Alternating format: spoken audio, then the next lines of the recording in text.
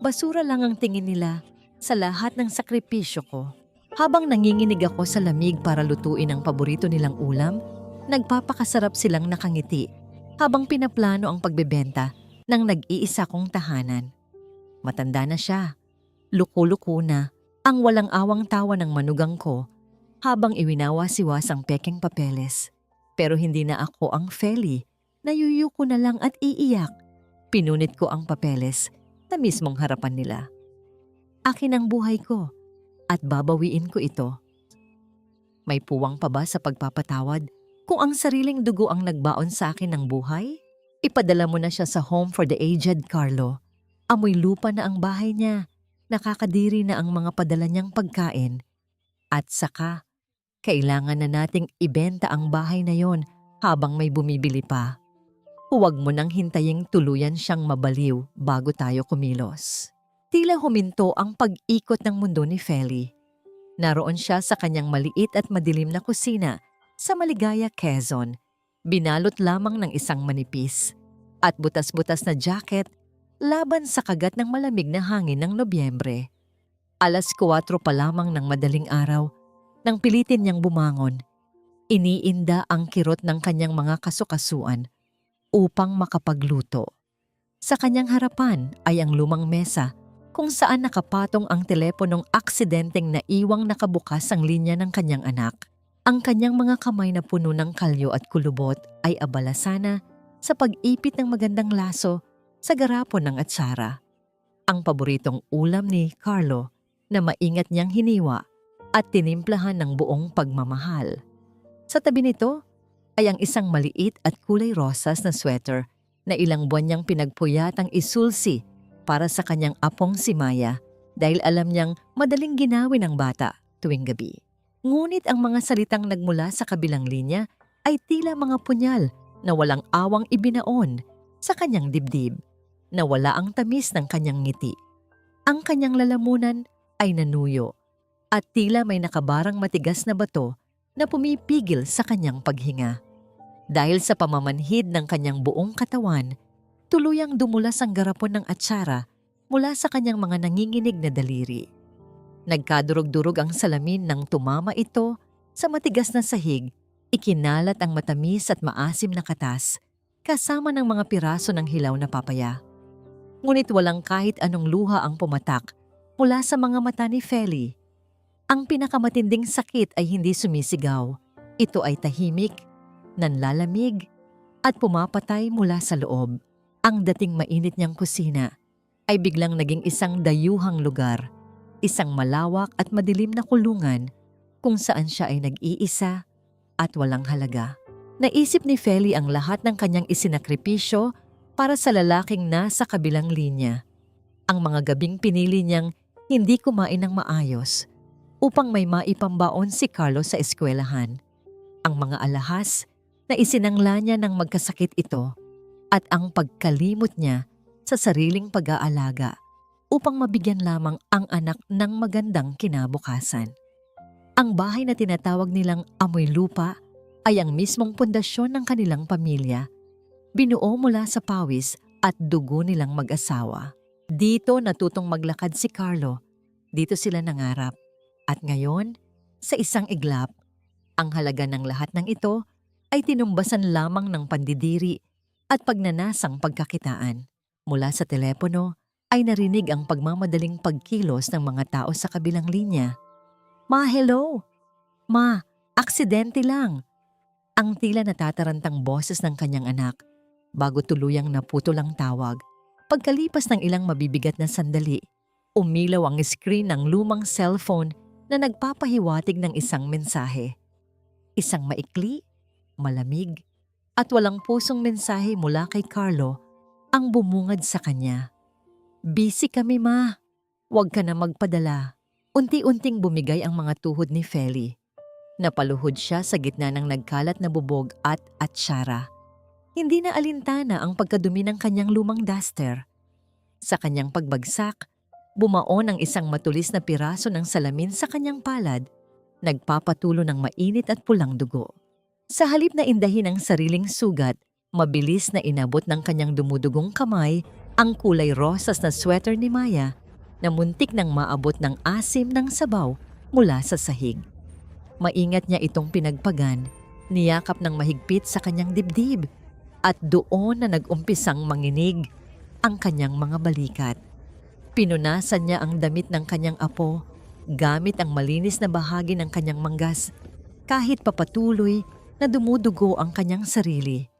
Isang malagim at perpektong larawan ng buo niyang buhay bilang isang ina na handang magpakasugat para lamang sa kanyang pamilya. Sa gitna ng kanyang tahimik na pagdurusa at pagluha sa dilim, isang katanungan ang pilit na sumisingit sa kanyang gumuguhong isipan. Bakit ganoon na lamang kadesperado si Marisa na maibenta ang bahay sa lalong madaling panahon? Hindi lamang pandidiri ang narinig niya sa boses ng manugang, kundi isang nagmamadaling pangangailangan na tila may malaking problemang tinatakasan. Bakit kinakailangang idiin na siya ay nababaliw na? Ngunit higit sa mga katanungang iyon, ang sakit ng pagtataksil ng sariling anak ang pinakamabigat na pasanin. Saan ba ako nagkulang bilang isang ina?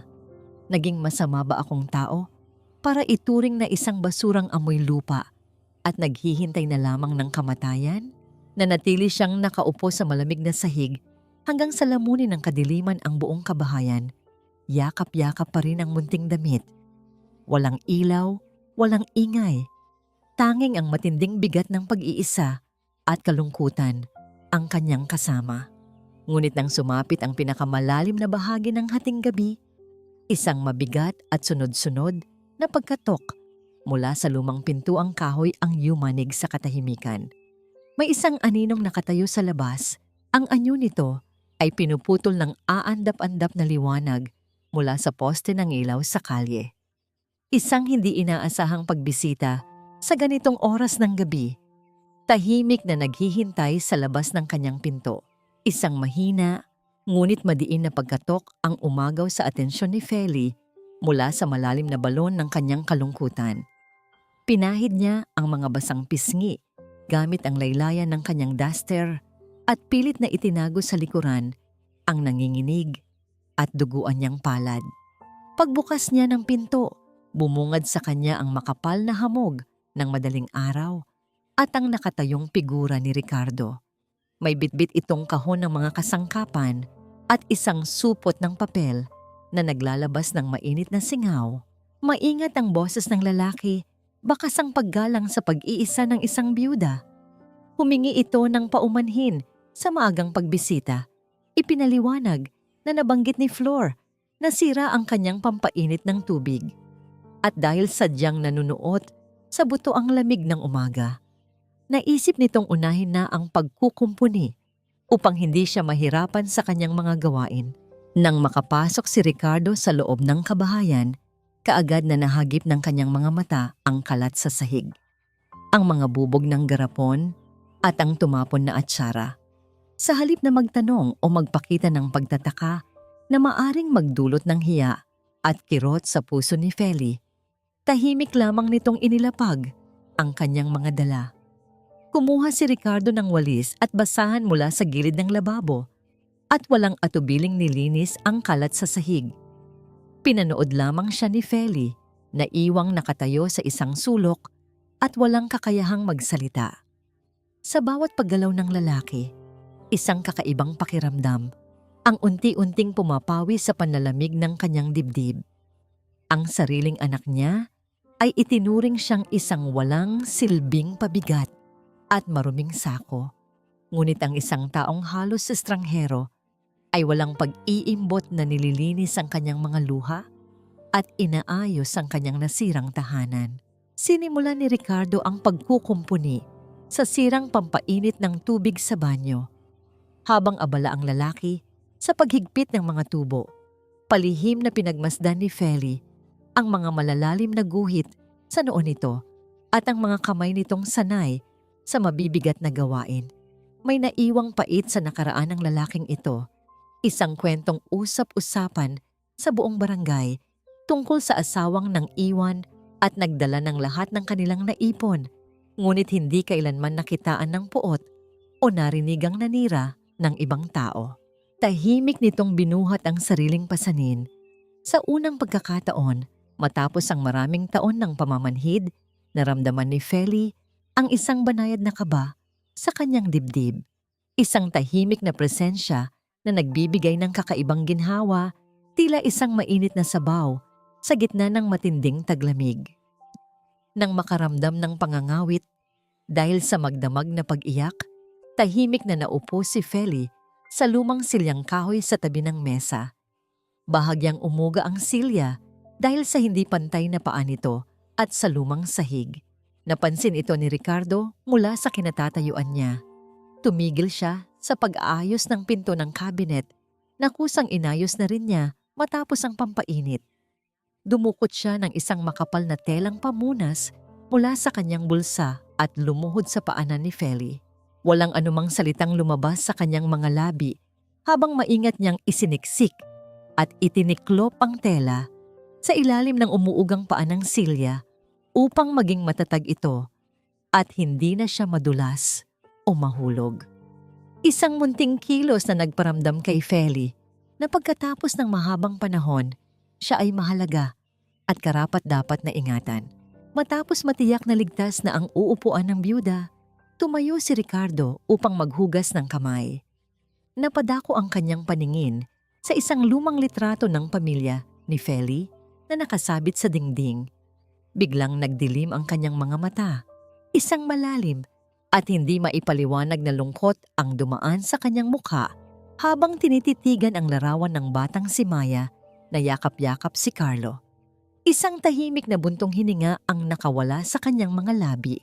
Anong klaseng sugat ang pilit nitong itinatago sa likod ng kanyang tahimik na pagtulong? Mayroon din ba siyang pamilyang hindi na niya mayakap?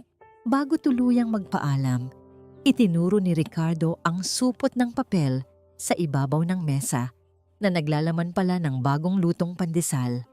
Sinabi niyang huwag nitong kalilimutang kumain at higit sa lahat, gamutin ang sugat sa palad na kanina pa niya napansin ngunit piniling huwag nang usisain pa. Kasabay ng pagpula ng kalangitan at unti-unting pagputok ng araw, tahimik na lumabas ng tarangkahan si Ricardo.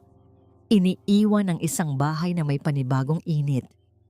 Ngunit sa kanyang paghakbang palabas ng eskinita, saktong lumabas din si Ate Flor upang magwalis sa kanyang bakuran. Napatigil ang matanda sa pagwawalis, nanlaki ang mga matang sinususundan ng tingin ang lalaking lumalabas mula sa bahay ng byuda sa ganoong kaagang oras. Unti-unting namuo ang isang mapanuring na ngiti sa mga labi nito at ang mga ibinubulong na salita sa hangin ay siguradong magiging simula ng isang mabilis na kumakalat na balita na yayanig sa buong kalye. Sa loob ng isang marangyang subdivision sa Maynila, malayo sa payak at tahimik na buhay sa Quezon, nakangiting sinusuri ni Marisa ang isang mamahaling bag na kalalabas lamang sa kahon. Amoy na amoy pa ang bagong katad nito na tila ba sumisimbolo sa estadong pinapangarap niyang mapanatili at ipagmalaki sa kanyang mga kaibigan sa simbahan. Ngunit sa ilalim ng mga mamahaling gamit at makapal na pampaganda ay ang isang nag-uumapaw na kasinungalingan. Nang buksan niya ang pinakaibabang kabinet upang itago ang resibo, tumambad ang kumpol-kumpol na mga sobrang may pulang selyo, mga huling babala at pabor mula sa iba't ibang kumpanya ng pautang at bangko. Walang pakialam na itinulak niya ang mga ito papasok at madiin na isinara ang kabinet. Pilit tinatakasan ang katotohanang unti-unti na siyang nalulunod sa sariling utang dahil sa kanyang maluhong pamumuhay. Ang pagod na paglalakad ni Carlo, papasok ng silid ang mabilis na nagpabago sa anyo ng kanyang asawa. Mula sa pagiging isang mapagmataas na senyora, biglang isinuot ni Marisa ang maskara ng isang maunawain at mapagmahal na asawa. Lumapit siya kay Carlo, malambing na hinubad ang suot nitong kurbata at sinimulang masahihin ang mga naninigas na balikat ng lalaki. Ginamit niya ang pagkakataong ito habang mahina ang depensa ng asawa dahil sa pagod, upang unti-unting itanim ang lason sa isipan nito.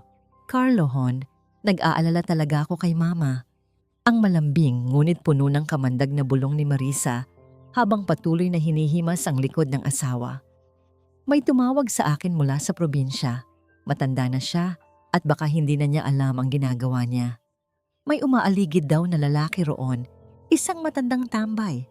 Baka niloloko lang siya para makuha ang pera at bahay ninyo. Sayang naman ang pinaghirapan ni Papa kung mapupunta lang sa ibang tao dahil sa pag-uulyanin ng nanay mo. Hindi natin pwedeng hayaang masira ang pangalan ng pamilya at mabaliwala ang mamanahin sana ng anak natin. Baka oras na para tayo na ang humawak ng mga ari-arian para maprotektahan siya at ang dangal ng papa mo. Dahil sa matinding pagod mula sa maghapong trabaho at bulag na tiwala sa asawa, madaling nayanig ang prinsipyo ni Carlo. Sa halip na magtanong at kilalanin ang damdamin ng sariling ina, mas nangibabaw ang kanyang makasariling paninindigan at baluktot na pagtingin sa utang na loob para sa alaala ng kanyang amang yumaon.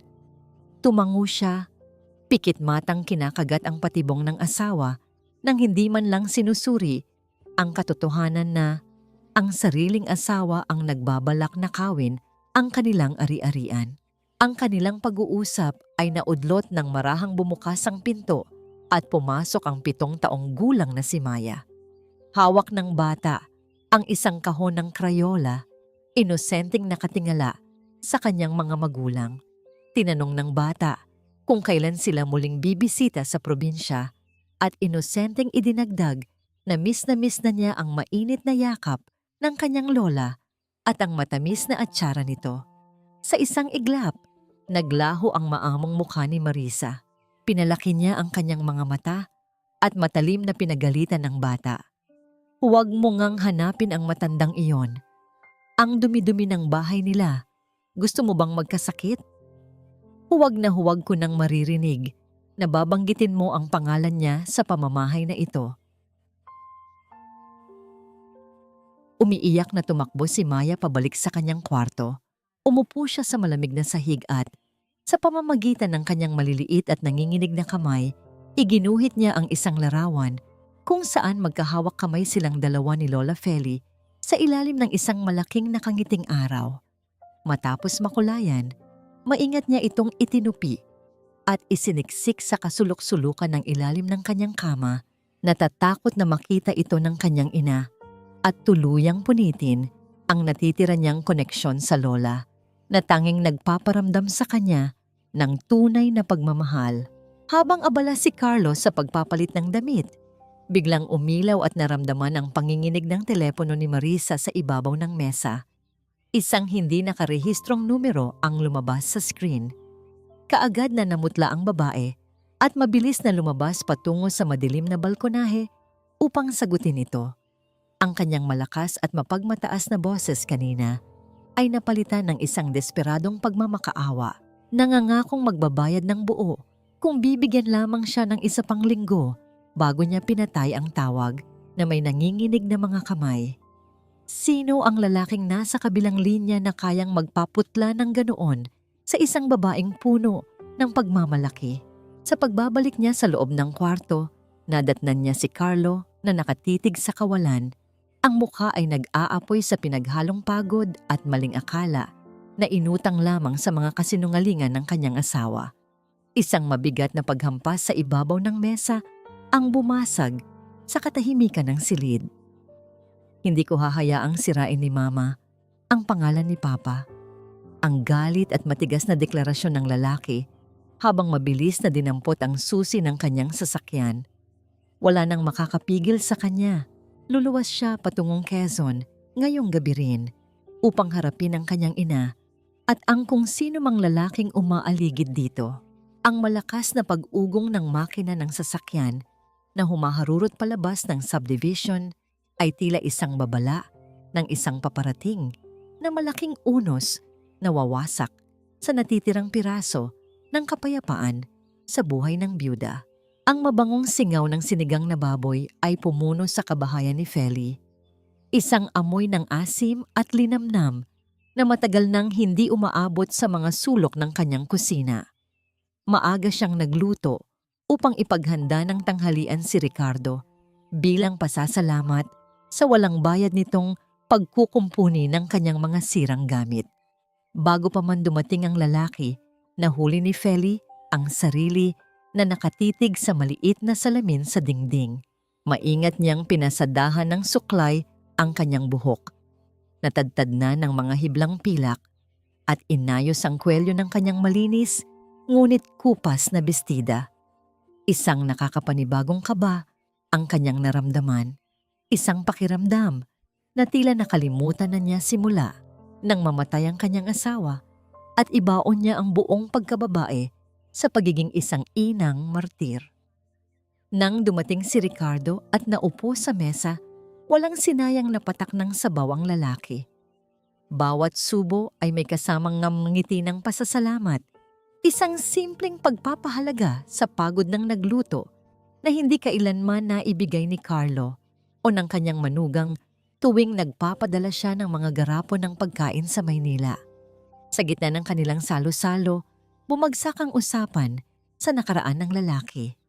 Sa isang mababa at mahinahong boses, ikinuwento ni Ricardo kung paano siya iniwan ng dating asawa, tinangay ang kanilang naipon, at ipinagkalat sa buong bayan na siya umano ay isang malupit na haligi ng tahanan.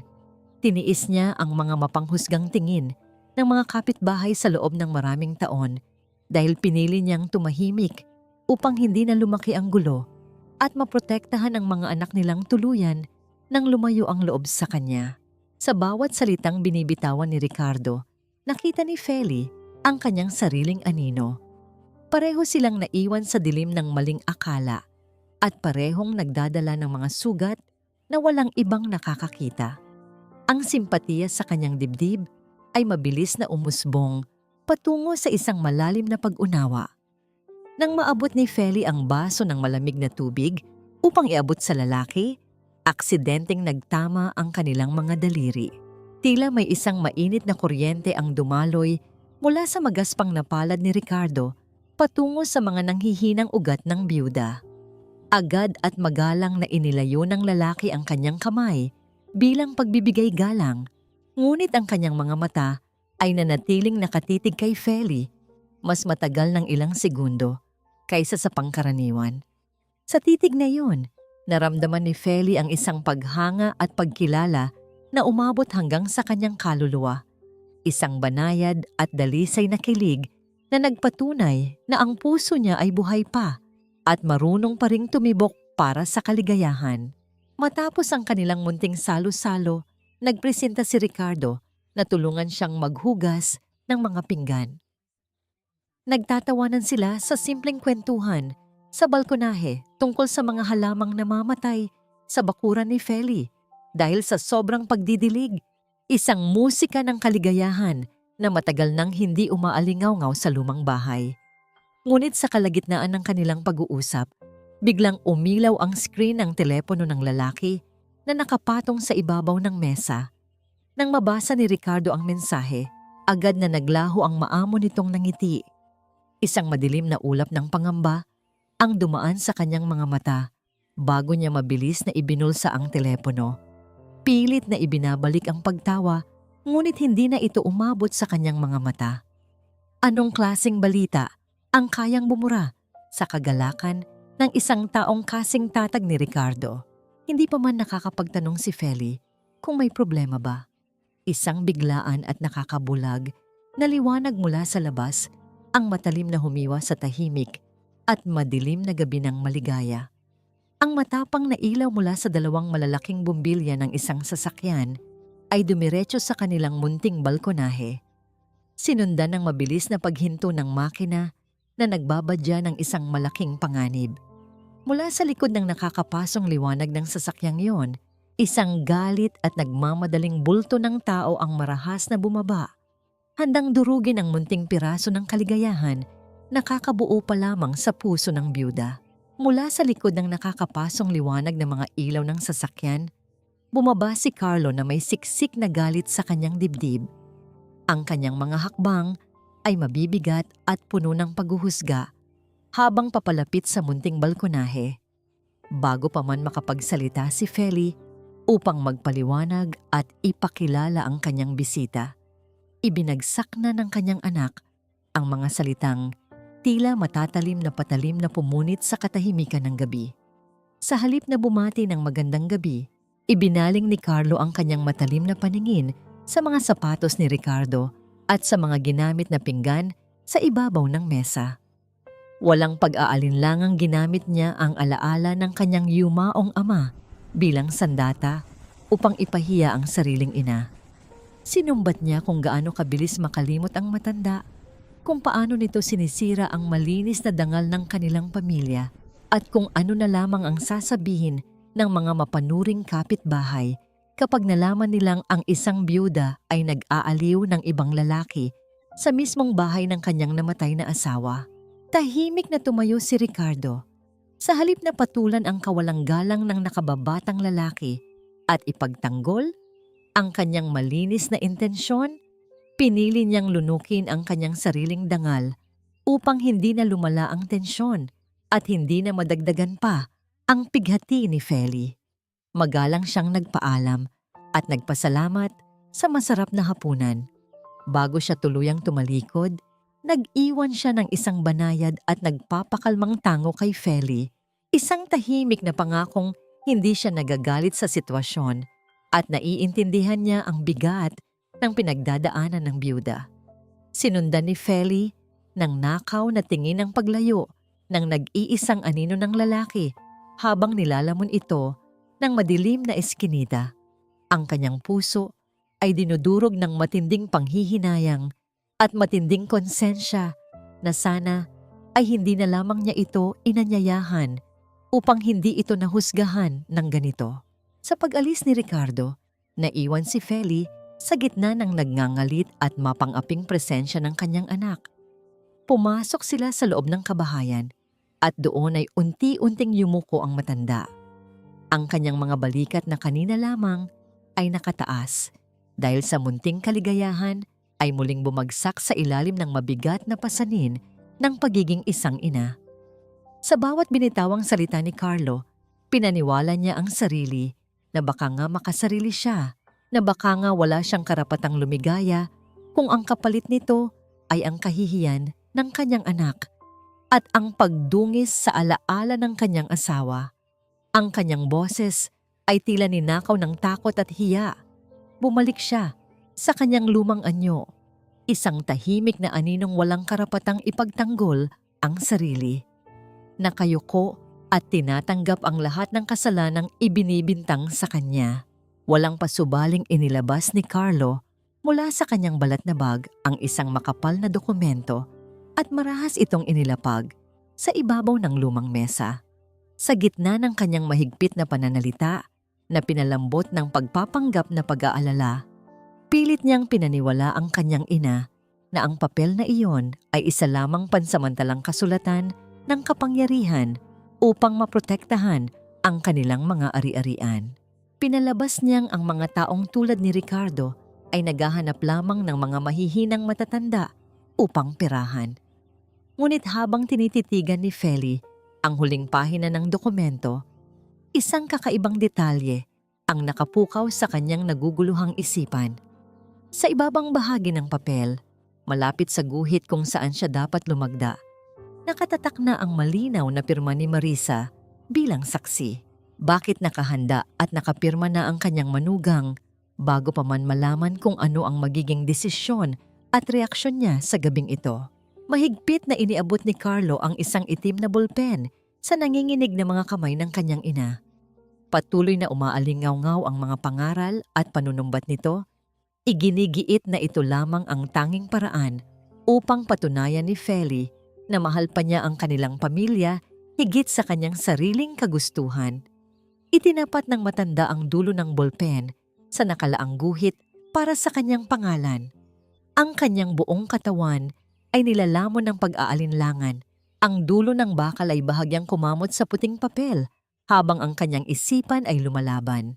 Hahayaan ba niyang tuluyang manakaw ang kapiraso niyang kalayaan kapalit ng katahimikan ng kanyang anak? Isang mainit at mabigat na patak ng luha ang dahan-dahang nahulog Unti-unting pinapalabo ang mga nakasulat na salita sa papel. Ang dulo ng ballpen ay nanatiling nakatapat sa puting papel, ngunit sa halip na ilapat ang tinta, dahan-dahang ibinaba ni Feli ang kanyang kamay. Sa kabila ng matinding takot at panunumbat ni Carlo, isang maliit na tinig ng pag-aalinlangan sa kanyang isipan ang naging sapat na lakas upang tumanggi. Sinabi niya sa kanyang anak na kailangan muna niyang pag-isipan ang lahat, na hindi niya kayang ibigay ang kanyang buong buhay sa isang pirasong papel ng ganoon kabilis.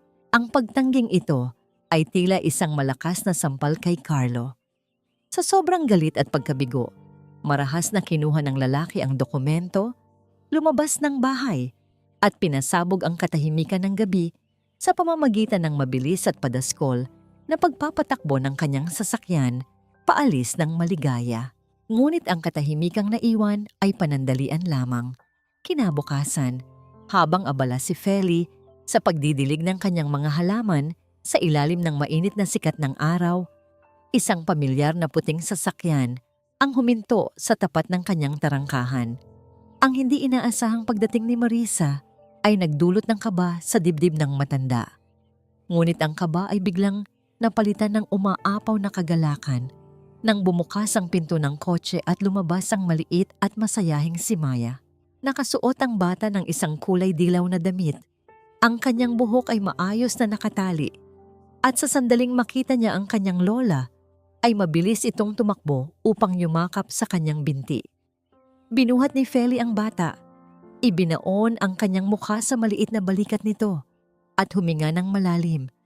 Ang amoy ng sanggol at ang malambot nitong balat ang naging tanging gamot sa lahat ng sugat na tinamo niya nitong mga huling araw. Sa harap ng ibang tao at habang nakamasid ang mga kapitbahay, si Marisa ay nagkunwaring isang mapagmahal at hihingi ng paumanhing manugang. Lumapit siya kay Feli, hinawakan ang kamay nito at nagsabing naging masyadong mapusok lang daw si Carlo dahil sa sobrang pag-aalala. Ngunit sa sandaling makapasok sila sa loob ng bahay at mapag-isa, ang maamong mukha ni Marisa ay biglang naglaho na parang bula. Pinapunta niya si Maya sa silid upang maglaro ng mga lumang manyika at nang masiguro niyang walang nakakarinig, lumapit ang babae kay Feli. Ang kanyang mga mata ay nanlalamig at ang kanyang boses ay naging isang matalim at nakakangilong bulong. "Huwag ka nang magmatigas, Lola." Ang mariing wika ni Marisa habang dahan-dahang inilalapit ang kanyang muka sa tainga ng matanda. "Alam nating pareho na matanda ka na at walang kalaban-laban. Kung hindi ka pipirma sa dokumentong ito, ngayon din, sinisiguro ko sa iyo na ito na ang huling beses na mahahawakan at mayayakap mo si Maya. Hinding-hindi ko na siya muling dadalhin dito at hinding-hindi mo na muling maririnig ang boses niya. Ikaw ang mamimili, ang lumang bahay na ito o ang kaisa-isa mong apo." Ang banta ay tila isang malakas na dagok na nagpatigil sa tibok ng puso ni Feli. Ang kanyang paningin ay nagdilim habang nakatingin sa pinto ng silid kung saan inosenteng naglalaro ang kanyang pinakamahal na apo. Ang tila walang awang mukha ni Marisa ay nagpakita ng isang uri ng kasamaan na hindi inakala ni Feli na kayang gawin ng isang taong araw-araw na nagsisimba. Ang kanyang pagmamahal sa bata ang naging kaisa-isang kadena na muling humila sa kanya pabalik sa pagiging sunod-sunuran. Sa ilalim ng matinding presyur at pagmamahal, nanginginig na kinuha ni Feli ang ballpen. Ang kanyang mga mata ay lumuluha habang ang dulo ng bakal ay dahan-dahang sumusulat ng kanyang pangalan sa ilalim ng papel. Sa sandaling matapos ang huling kurba ng kanyang pirma, marahas na hinablot ni Marisa ang dokumento mula sa mesa. Isang mapang asar at matagumpay ng ngiti ang sumilay sa mga labi ng manugang habang tinititigan ng papel na tila ba ito ay isang gintong na panalunan. Walang anumang pasasalamat, tinawag ni Marisa si Maya at mabilis na pinalabas ng bahay ang bata sa kabila ng mga pagtataka nito. Ang halakhak ni Marisa habang papasok sa sasakyan ay umalingaw-ngaw sa buong bakuran. Isang tunog na puno ng tagumpay at pangungutya na tila ba nagsasabing nakuha na niya ang lahat ng gusto niya mula sa byuda. Naiwang mag-isa si Feli sa gitna ng kanyang kusina. Ang kanyang kamay ay nanginginig pa rin habang nakatitig sa bakanting upuan kung saan kani-kanina lang ay nakaupo ang kanyang apo. Ang hangin sa loob ng bahay ay tila naging mas mabigat at mas malamig, habang ang anino ng kanyang desisyon ay unti-unting lumalaki at lumalamon sa kanyang munting pag-asa. Ang bawat segundong lumilipas matapos umalis ng sasakyan ni Marisa ay tila isang mabigat na pasanin na dumadagan sa dibdib ni Feli. Ang katahimikan sa loob ng bahay ay naging kasing pait ng lason. Napasandal ang matanda sa malamig na pader. Ang kanyang mga mata ay nananatiling nakatitig sa bakanting espasyo kung saan huling nakita ang anino ng kanyang apo. Pakiramdam niya ay hindi lamang ang kanyang bahay ang ibinigay niya, kundi ang mismong dangal at kaluluwa niya bilang isang tao. Sa gitna ng kanyang panlulumo, napansin ni Feli ang isang maliit at makulay na bag na naiwan sa ilalim ng mesa. Ang bag na ginagamit ni Maya para sa kanyang mga laruan. Dali-dali niya itong kinuha, umaasang baka bumalik sila para kunin ito. Ngunit habang binubuksan niya ang bag, isang nakatuping papel na hindi kabilang sa mga gamit ng bata ang nalaglag sa sahig. Ito ay isang gusot at tila itinapong kopya ng dokumentong kapipirma lang niya. Ngunit may mga sulat kamay na nota sa gilid na hindi niya napansin kanina. Dahil sa labo ng kanyang paningin at sa lalim ng mga legal na salitang Ingles, mabilis na lumabas si Feli at nagtungo sa karinderya ni Ate Flor sa kabilang kanto. Bit-bit ang papel at ang mabigat na kaba sa dibdib. Nakiusap si Feli sa dalagang anak ni Ate Flor na nag-aaral sa kolehiyo upang basahin ang nilalaman nito. Habang binabasa ng dalaga ang bawat salita, unti-unting nagbago ang mukha ni Ate Flor mula sa pagkagulat patungo sa matinding galit. Ang papel na pinirmahan ni Feli ay hindi lamang tungkol sa pamamahala ng lupa. Ito ay isang kasulatan na nagdedeklara na si Feli ay wala na sa tamang pag-iisip o mentally incapacitated.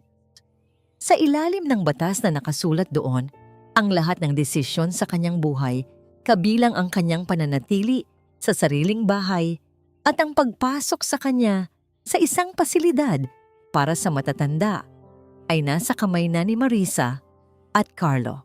Walang hiya silang bata sila. Ang nanggagalaiting sigaw ni Ate Flor habang hinahampas ang sandok sa kaldero. Feli, nilunod ka nila sa sarili mong kabutihan. Hindi nila proteksyon ng habol nila, kundi ang mabaon ka ng buhay habang kinukuha nila ang bawat sentimong pinaghirapan ninyo ni kumpare. Ang katotohanan ay tila isang malamig na tubig na ibinuhos kay Feli. Ang kanyang anak, ang batang inalagaan niya at minahal higit sa kanyang sarili, ay pumayag na ituring siyang isang baliw para lamang sa pera. Sa gitna ng kanyang paghagulgol sa loob ng karinderya, isang pamilyar na anino ang huminto sa tapat ng pintuan. Si Ricardo ay naroon. Ang kanyang muka ay puno ng pag-aalala matapos mabalitaan ang nangyari mula sa ibang kapitbahay. Hindi siya nagsalita ng anuman. Hindi rin siya nagtanong. Sa halip, lumapit siya kay Feli at dahan-dahang hinawakan ang dalawang kamay ng matanda na tila ba natatakot siyang mabasag ito. Ang init ng kanyang palad ay nagbigay ng isang uri ng lakas na hindi kailanman naramdaman ni Feli mula sa kanyang sariling dugo. Hindi pa huli ang lahat, Feli. Ang mahinahon, ngunit matatag na wika ni Ricardo habang nakatingin ng diretso sa mga mata ng byuda. Maaring nakuha nila ang iyong pirma, pero hindi nila nakuha ang iyong katotohanan. Lalaban tayo. Hindi ako papayag na ang isang mabuting tao na tulad mo ay basta na lamang itapon sa dilim ng mga taong walang utang na loob. Sa unang pagkakataon, ang takot sa puso ni Feli ay napalitan ng isang nagbabagang apoy ng determinasyon. Ang bawat luhang pumatak sa kanyang pisngi ay tila naging isang sumpa.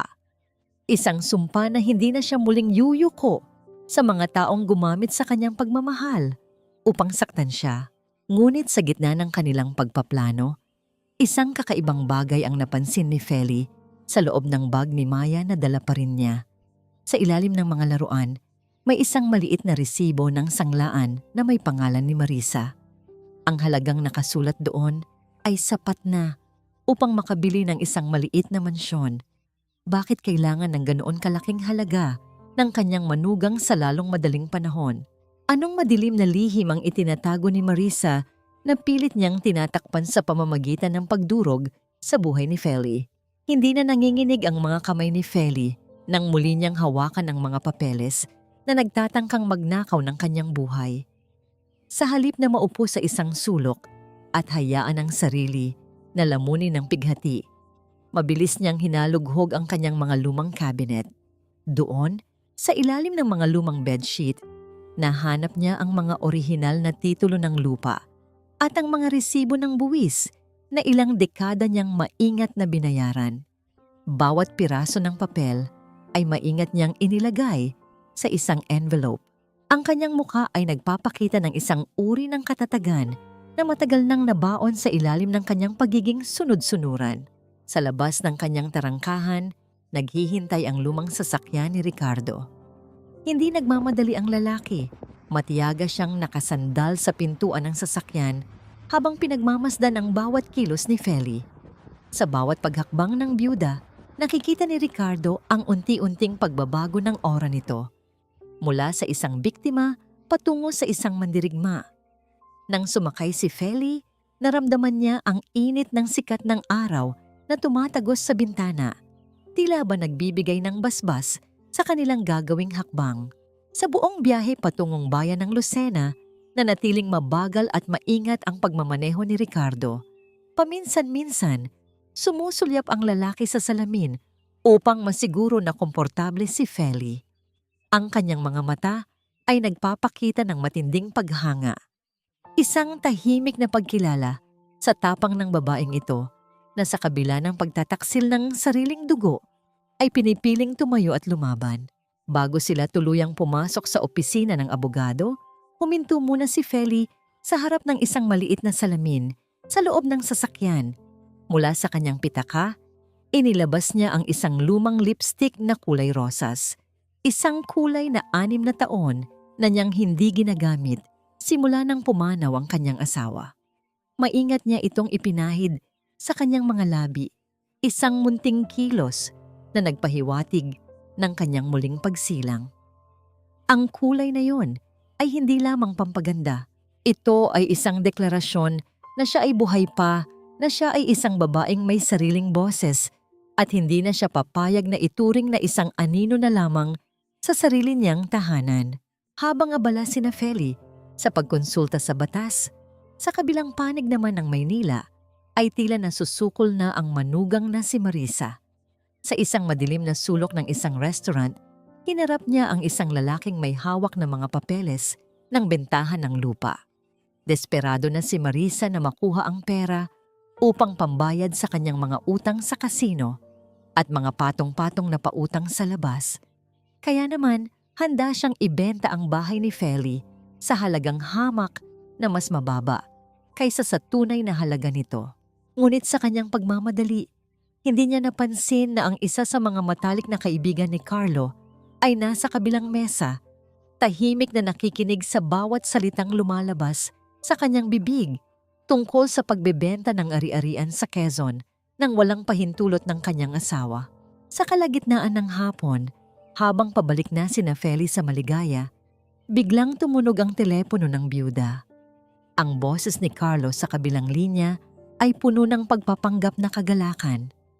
Sinabi nito na sa darating na Sabado, luluwas silang pamilya upang ipagdiwang ang ika-63 kaarawan ni Feli.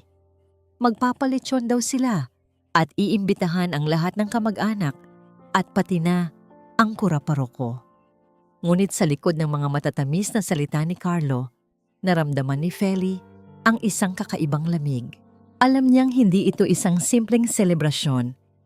Alam niyang ito na ang bitag na inihanda ni Marisa upang tuluyan siyang ipahiya sa harap ng maraming tao at gamitin ng publiko upang patotohanan ang kanilang kasinungalingan na siya ay baliw na. Ibinaba ni Feli ang telepono na may isang matalim na tingin sa kawalan. Tiningnan niya si Ricardo na seryosong nagmamaneho at doon ay binitawan niya ang isang buntong hininga na puno ng determinasyon. Kung nais nilang magdaos ng isang malaking salo-salo, ibibigay niya sa kanila ang isang palabas na hinding-hindi nila malilimutan. Isang pagtitipon na hindi magiging simula ng kanyang pagbagsak, kundi ang magiging huling hapunan ng mga kasinungalingan ng kanyang manugang. Ang bakuran ng lumang bahay ni Feli ay nabalot ng makukulay na banderitas at malalaking tolda. Isang tanawing tila ba may isang masayang pista na nagaganap. Ang amoy ng naglulutong lechon at iba't ibang putahe ay humahalo sa halimuyak ng mga bulaklak sa hardin. Ngunit para kay Feli, ang bawat dekorasyong inilagay ni Marisa ay tila mga palamuti sa isang kabaong. Nakasuot si Marisa ng isang napakagandang bestida na tila pupunta sa isang mahalagang pagtitipon sa simbahan. Ang kanyang mukha ay puno ng sining ng pagpapanggap habang masiglang binabati ang bawat kamag-anak at kapitbahay na dumarating. Siya ang bida sa dula-dulaang ito, ang huwarang manugang na nag-asikaso ng lahat para sa kanyang biyanan, habang sa likod ng kanyang mga ngiti ay ang bawat matalim na plano upang tuluyan ng tapusin ang kalayaan ng matanda. Sa gitna ng katuwaan, naroon si Carlo, suot ang kanyang pinakamahal na polo, abalang nakikipag-usap sa kanilang mga tiyuhin at tiyahin. May bakas ng pagmamalaki sa kanyang boses habang ipinapakita ang kanyang pagiging mabuting anak. Hindi niya namamalayan na ang kanyang bawat salita ay tinumbasan na namang ng mga kasinungalingang itinanim ng kanyang asawa sa kanyang isipan. Kasama rin sa mga panauhin ang kura paroko ng Maligaya at isang doktor na matagal nang kakilala ni Marisa mula sa Maynila. Ang bawat piraso ng kanyang plano ay naroon na. Naghihintay na lamang ng tamang sandali upang ilabas ang hatol laban kay Feli. Para kay Carlo, ang gabing ito ay pagpapatunay ng kanyang pagmamahal, ngunit para kay Marisa, ito ang araw ng kanyang huling paniningil. Si Feli ay naupo sa gitna ng hapag, ang tinatawag nilang guest of honor. Ang kanyang anyo ay tahimik at kalmado, tila isang lawa na walang kahit anong alon bago ang isang malakas na bagyo. Maingat ang bawat galaw niya. Ang kanyang mga mata ay matalas na sumusubaybay sa bawat kilos ni Marisa. Ang paraan ng pagbulong nito sa doktor, ang pag-akbay nito sa kuraparoko, at ang mapang-aping pagtingin nito sa kanya tuwing walang nakakakita. Ngunit sa kabila ng lahat, nananatiling matatag ang kanyang loob. Ang bawat mapanghusgang tingin mula sa ibang kamag-anak na naniwala sa balitang siya ay nag-uulyanin na, ay hindi na nagdudulot ng sakit sa kanyang puso. Ang pagtitiis niya sa loob ng maraming taon ay nagbunga ng isang uri ng talas ng pakiramdam na kayang bumasa sa bawat pekeng ngiti na nakapaligid sa kanya. Sa kabilang bahagi ng bakuran, malapit sa kalsada, naroon si Ate Flor na abalang tumutulong sa pag-aabot ng mga baso at plato. Sa gitna ng kanyang pagkilos, lumingon siya kay Feli at dahan-dahang kinindatan ang biyuda. Isang mabilis na senyas ang ibinigay ng kanyang matalik na kaibigan bago nito lalong hinigpitan ang pagkakasara ng gate sa likod ng bahay. Ang pagkilos na yon ay isang hudyat na handa na ang lahat ng kanilang inihanda sa likod ng tabing. Sa gitna ng karamihan, may isang tao namang hinahanap ang paningin ni Feli. Kanina pa nagsimula ang kainan, ngunit wala pa ring anino-nino ni Ricardo na dumarating. Nasaan ang lalaking nangakong sasamahan siya sa labang ito? O sadyang pinili rin nitong lumayo upang protektahan ang sarili mula sa kahihiyang paparating?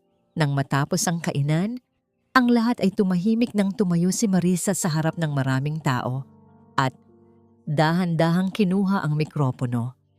Ang tunay na palabas ay magsisimula na. Humugot siya ng isang malalim na buntong hininga. Ang kanyang mga mata ay pilit na pinatutulo ang mga luha habang nakatingin kay Feli na may halong awa at lungkot. Ang bawat salitang bibitawan niya sa mga susunod na minuto ay sadyang idinisenyo upang hiyain ang matanda at kumbinsihin ang lahat na ang kaisa-isang paraan upang mailigtas si Feli ay ang ilayo ito sa kanyang sariling tahanan at itapon sa isang pasilidad na hindi nito ninanais. Ang haging ng mikropono na sumasagi sa hangin ay tila isang babala ng isang paparating na malakas na pagsabog. Itinaas ni Marisa ang kanyang tinig.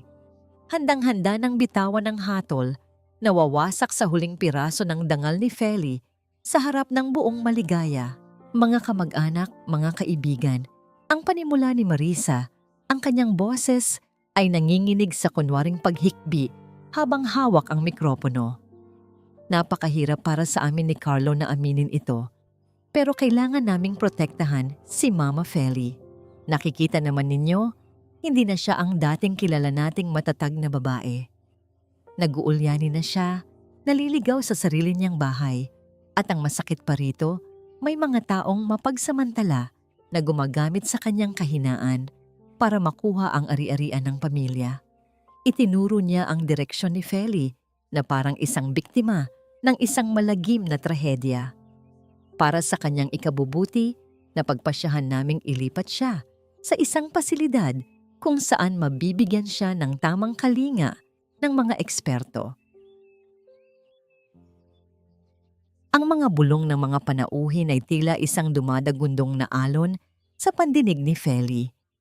Nakita niya ang pagtango ng ilang kamag-anak, ang mga matang puno ng awa na mas masakit pa sa galit. Ngunit sa halip na yumuko at tanggapin ang kahihiyan, dahan-dahang tumayo si Feli. Ang kanyang mga balikat ay tuwid. Ang kanyang paningin ay matalas na nakatitig kay Marisa. Lumakad siya patungo sa harap, kinuha ang mikropono mula sa nanginginig na kamay ng kanyang manugang at hinarap ang karamihan. Sa unang pagkakataon, ang kanyang boses ay hindi nanginginig.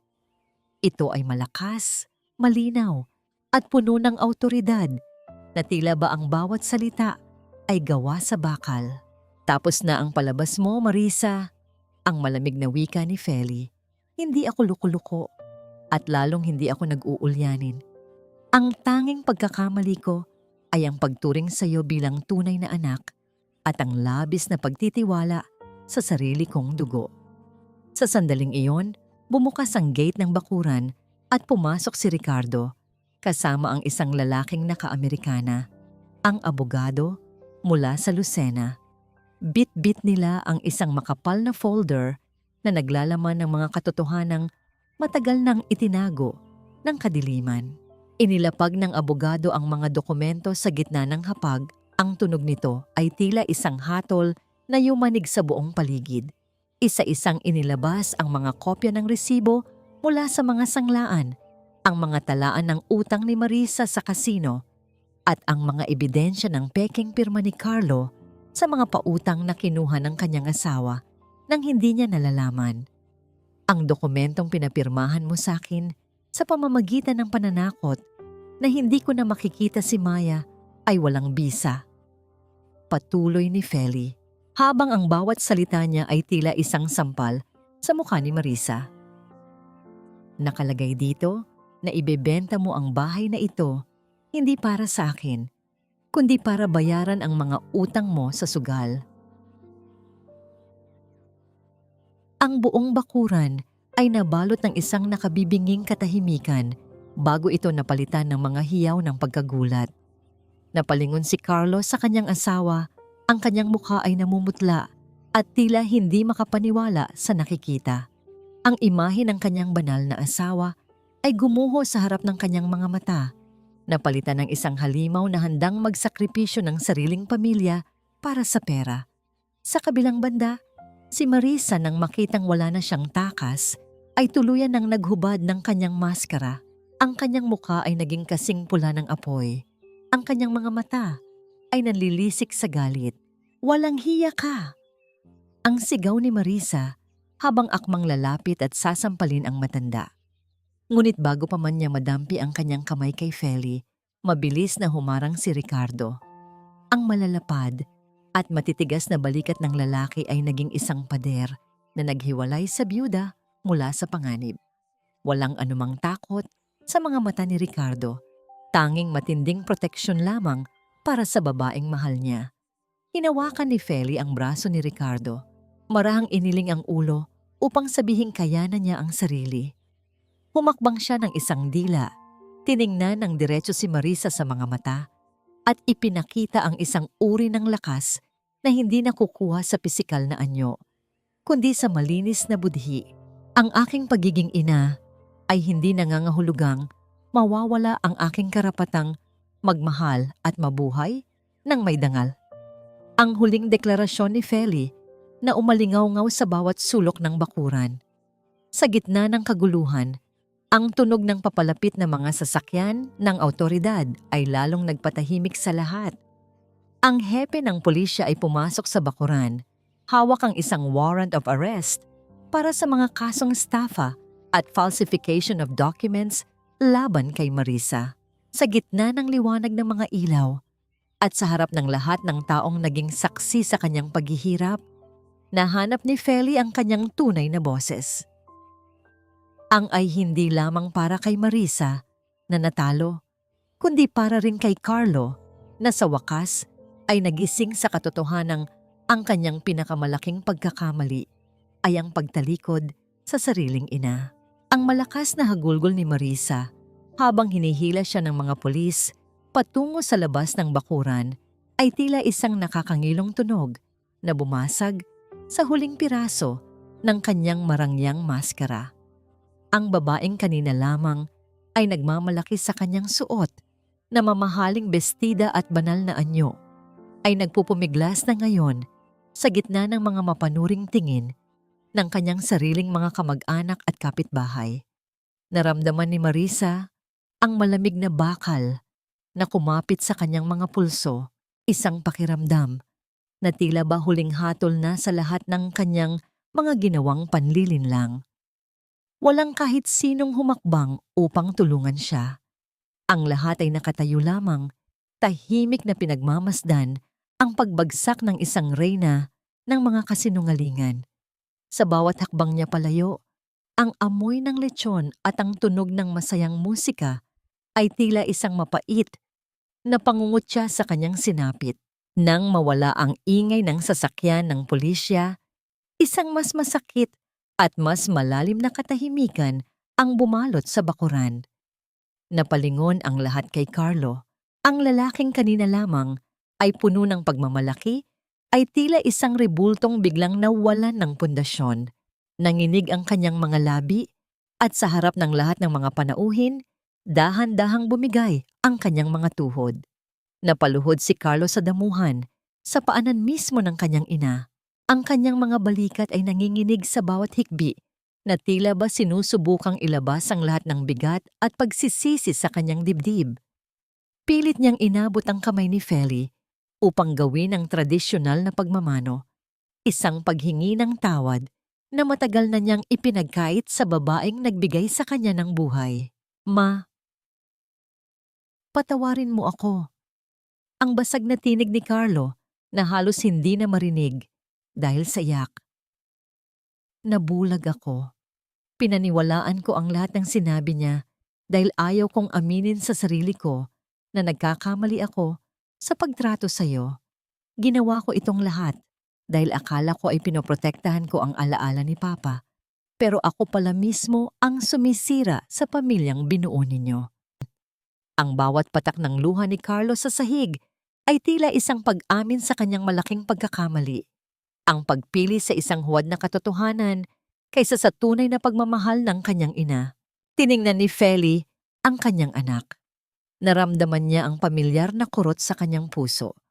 Ang likas na udyok ng isang ina na yakapin ang kanyang anak at sabihing, ayos lang ang lahat. Ngunit sa pagkakataong ito, hindi siya gumalaw. Hinayaan niyang manatiling nakalapat ang kamay ni Carlo sa kanyang paanan ngunit hindi niya ito hinawakan pabalik. Sa loob ng 6 na taon, ang kanyang pagiging ina ay ginawang sandata laban sa kanya. Ang kanyang pagpaparaya ay itinuring na kahinaan. Huminga siya ng malalim at sa isang mahinahon ngunit matatag na boses, ibinigay niya ang kanyang hatol. "Pinapatawad kita, Carlo," ang wika ni Feli habang dahan-dahang binabawi ang kanyang kamay. "Bilang ina mo, hindi ko kayang itanim ang galit sa puso ko. Pero ang pagpapatawad ay hindi nangangahulugang babalik tayo sa dati. Hindi mo na ako kailanman muling mapapaniwala na ako ay mahina o walang halaga. Ang bahay na ito ay mananatiling sa akin at ang karapatan ko sa sarili kong buhay ay hindi ko na muling ibibigay sa iyo o sa kahit kanino." Maingat niyang kinuha mula sa abogado ang dokumentong nagtatanggal kay Carlo bilang tagapamahala ng kanyang ari-arian. Sa harap ng kanyang anak, pinunit ni Feli ang lumang kasunduan na ginamit ni Marisa upang saktan siya. Ang tunog ng napupunit na papel ay tila isang simbolo ng pagkalagot ng mga kadenang matagal nang gumagapos sa kanya. Tumayo si Feli ng tuwid, iniwan ang kanyang anak na nananatiling nakaluhod sa gitna ng bakuran. Lumapit siya kay Maya na kanina pa nakatago sa likod ni Ate Flor. Binuhat niya ang bata, hinalikan ito sa noo, at nangakong hinding-hindi na sila muling magkakawalay, ngunit sa pagkakataong ito, sa ilalim ng sarili niyang mga patakaran. Habang ang mga panauhin ay unti-unti nang nagpapaalam, naiwan si Feli na nakatitig sa bintana ng kanyang bahay. Ang gabi ay madilim pa rin, ngunit sa kauna-unahang pagkakataon, hindi na siya natatakot sa dilim. Ngunit sa kabila ng tagumpay na ito, isang mabigat na katanungan ang naiwan sa hangin. Sa pagkawala ni Marisa at sa paglayo ng loob niya kay Carlo, kakayanin nga ba ni Feli na harapin ang mga susunod na taon ng mag-isa? At si Ricardo, na tahimik lamang na nakatayo sa isang sulok habang pinagmamasdan ng lahat, hanggang kailan ito mananatili sa kanyang tabi bago ito muling lamunin ng sarili nitong madilim na nakaraan. Ang sikat ng araw na tumatago sa bintana ng kusina ay tila may dalang bagong pag-asa nang magising si Feli kinabukasan. Wala na ang mabigat na pasanin sa kanyang dibdib na tila isang malaking bato na matagal na niyang daladala. Sa halip na maupo at mag-isip ng mga negatibong bagay, kinuha niya ang walis at sinimulang linisin ang bawat sulok ng kanyang tahanan. Ang bawat kumpas ng walis sa sahig ay tila isang ritual ng paglilinis, hindi lamang ng alikabok, kundi ng lahat ng masasamang alaala at enerhiyang iniwan ng mga nagdaang araw. Ang amoy ng sabon at tubig na pinaliliguan ang sahig ay nagbigay sa kanya ng isang uri ng kapayapaan na matagal na niyang hindi nararamdaman. Sa unang pagkakataon, ang kanyang bahay ay hindi na amoy luma at amoy pighati. Ito ay amoy bago, amoy laya at amoy Feli. Lumipas ang ilang linggo at ang maligaya ay naging saksi sa unti-unting pagbabago ng byuda. Sa tulong ni Ate Flor, nagtayo si Feli ng isang maliit na sulyap ng kanyang mga tanyag na atsara sa tabi ng karinderya sa palengke. Hindi na niya ginagawa ang mga ito upang ipadala sa Manila at magmakaawa ng pansin. Ngayon, ginagawa niya ito dahil gusto niya at dahil ito ang nagbibigay sa kanya ng sariling kita. Ang bawat garapon na may maingat na pagkakaayos ng mga hiwa ng papaya at kulay ube na sili ay naging simbolo ng kanyang pagbangon.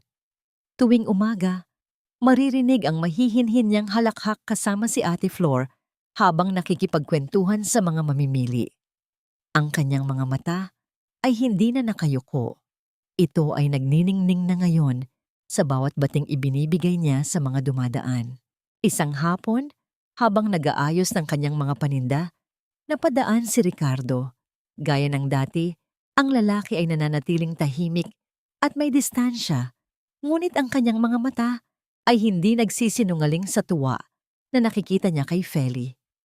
Isang magalang na tango at isang matamis na ngiti lamang ang kanilang pinagsasaluhan. Sapat na upang maghatid ng init sa kani-kanilang mga puso.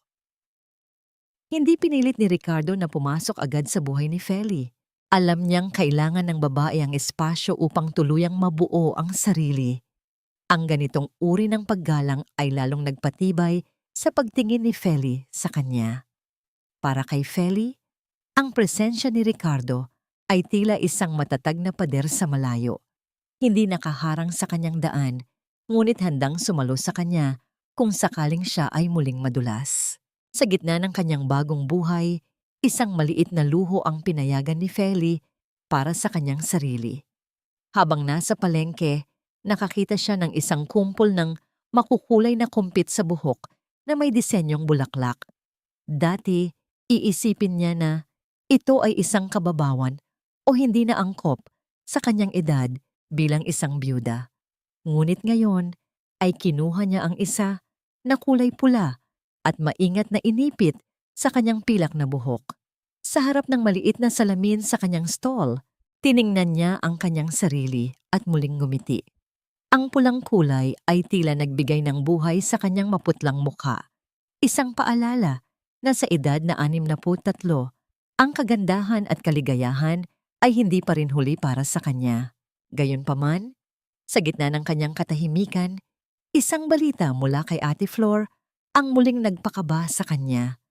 Habang nagliligpit sila ng stall, nabanggit ng kaibigan na nakitang naglilinis at nag-iimpake si Ricardo ng kanyang mga gamit sa bahay nito sa dulo ng Exom. Sabi ng mga kapitbahay, tila may planong umalis ang matandang lalaki at lumuwas patungo sa ibang lalawigan upang doon na manirahan sa piling ng isa nitong malayong kamag-anak. Naramdaman ni Feli ang isang biglaang haging ng takot sa kanyang puso. Ang kaba na naramdaman niya ay hindi katulad ng takot niya kay Marisa. Ito ay isang takot na mawalan ng isang taong naging kaisa-isang tanglaw niya sa pinakamadilim na gabi ng kanyang buhay. Hindi ba sapat ang mga ngiti at sulyap nila nitong mga nakaraang linggo? Tuluyan na nga bang lilisan ang lalaking nagturo sa kanya na muling mahalin ang sarili bago pa man niya nasasabi ang lahat ng nilalaman ng kanyang puso? Ang pag-ugong ng makina ng truck sa dulo ng kalsada ay tila isang hudyat na baka huli na ang lahat. Hindi na hinintay ni Feli na matapos ang pagliligpit ng kanyang stall. Sa gitna ng nagkakagulong ingay ng palengke, mabilis siyang humakbang patungo sa dulo ng bayan. Ang kanyang puso ay tila isang tambol na nagngangalit sa loob ng kanyang dibdib. Bawat hakbang niya sa tuyong lupa ay tila isang pakikipagkarera sa oras. Ang hangin ay humahampas sa kanyang mukha. Pilit na ginugulo ang kanyang pilak na buhok at ang pulang kumpit na suot niya, ngunit wala siyang pakialam. Ang tanging nasa isip niya ay ang mukha ni Ricardo at ang takot na baka sa pagdating niya ay tanging alikabok na lamang ng paalis na sasakyan ang kanyang madatnan. Nang makarating siya sa tapat ng bahay ni Ricardo, nakita niya ang matandang lalaki na abala sa pag-aayos ng mga kagamitan sa likod ng kanyang lumang truck. Ang bawat pagbuhat nito ng kahon ay tila isang hudyat ng pamamaalam na lalong nagpabilis sa tibok ng puso ni Feli. Hingal na hingal siyang huminto sa tapat ng gate, ang kanyang mga kamay ay mahigpit na nakahawak sa bakal na rehas. Sa unang pagkakataon sa kanyang buhay, isinaantabi ni Feli ang lahat ng hiya at ang sasabihin ng ibang tao. Hindi na siya ang babaeng naghihintay na lamang sa desisyon ng iba. Siya na ang kukuha ng sarili niyang kaligayahan. Ricardo! Ang sigaw ni Feli, ang kanyang boses ay nanginginig ngunit puno ng determinasyon. Totoo ba? Totoo bang iiwan mo na ang maligaya? Iiwan mo na ba ako matapos ang lahat? Napatigil si Ricardo sa kanyang ginagawa. Dahan-dahan siyang lumingon. Ang kanyang mga mata ay nagpakita ng matinding gulat nang makita ang byuda na pawisan at hinihingal sa kanyang harapan. Ibinalasubas niya ang hawak na lubid at dahan-dahang lumapit sa gate. Sa halip na lungkot, isang banayad na ngiti ang sumilay sa kanyang mga labi. Iinaliwanag ni Ricardo na hindi siya aalis upang manirahan sa malayo. Inayos lamang niya ang kanyang truck upang magkaroon ng mas malaking espasyo dahil binalak niyang yayain si Feli na ilako ang mga atsara nito sa mga karatig bayan at sa mas malalaking palengke sa probinsya. Natakot lamang siyang magtanong dahil ayaw niyang isipin ni Feli na pinanghihimasukan niya ang bago nitong kalayaan. Ang matinding takot sa dibdib ni Feli ay biglang napalitan ng isang umaapaw na emosyon.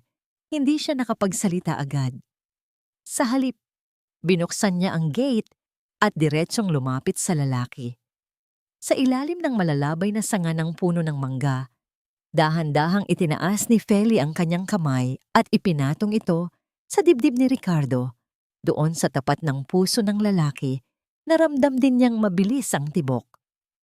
Isang mainit at banayad na kuryente ang muling dumaloy sa kanilang mga katawan, isang pakiramdam ng pag-uwi matapos ang isang napakahabang paglalakbay sa gitna ng unos. Wala na akong pakialam sa sasabihin ng iba, Ricardo. Ang mahinang bulong ni Feli habang nakatingala sa mga mata ng lalaki. Hindi mo kailangang matakot na bumingit sa buhay ko. Ikaw ang naging pahinga ko nang ang mundo ko ay gumuho. Huwag kang aalis nang wala ako. Dahan-dahang itinaas ni Ricardo ang kanyang magaspang na palad at maingat na hinawakan ang pisngi ni Feli. Ang kanyang paghawak ay kasing gaan ng isang balahibo. Tila ba natatakot siyang baka maglaho ang sandaling iyon. Isang mainit na luha ng kaligayahan ang gumulong mula sa mga mata ni Ricardo. Binabagtas ang mga kulubot sa kanyang mukha. Hindi na kailangan ng mga mabulaklak na salita o mga pangakong hindi kayang tuparin. Sa gitna ng hapon na yon, sapat na ang init ng kanilang mga balat at ang pagtatama ng kanilang mga paningin upang sabihing sa wakas, nahanap na nila ang kanilang kapayapaan. Isang matamis at tahimik na sandali ang namayani sa pagitan nilang dalawa habang ang araw ay unti-unting bumababa sa abot tanaw. Ang bawat buntong hininga nila ay tila isang awit ng pasasalamat sa tadhana na nagbigay sa kanila ng pagkakataong muling magmahal sa kabila ng lahat ng pilat ng nakaraan. Ang dalawang anino nila sa lupa ay unti-unting nag-isa, isang matatag na imahe ng 2 taong hindi na muling hahayaang diktahan ng iba ang kanilang tadhana. 6 na buwan ang lumipas simula noong magkagulo sa bakuran ng mga Buenavista. Ang mga banderitas ay wala na, at ang maingay na pista ay pinalitan na ng payapang katahimikan ng araw-araw na pamumuhay.